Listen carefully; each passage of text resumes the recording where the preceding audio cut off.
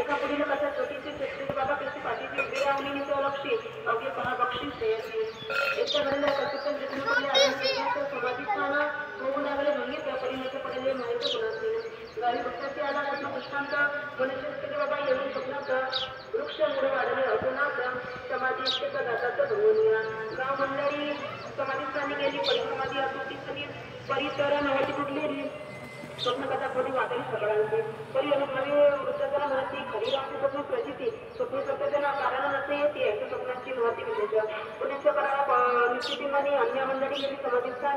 समाधीची केली पाहणी गावातील सकाळाने पुन्हा कृती अनुभव ते ही जण घेऊन आणि परतून अखंड तिसरी समाधीस्थान पुण्याची राहायला प्रश्न प्रश्न नाथांनी करायला प्रयत्न नाथा परंदया सद्बुद्धी देतो तुझी सकाळा पतीचं पाऊल खाणं नसे एवढं अवकारा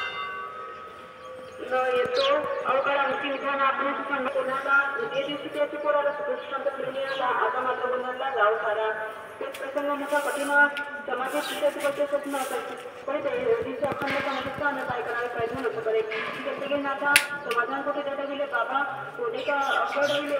आपण पाहिजे कुठे आम्हाला गावातील भक्तजन झाले तेव्हा समाधीत जाऊन जवळा त्याला आहे ती कडाले केशवत सोबतीची भूमी कोणाची काढली ती वृक्षाची होती वेळाली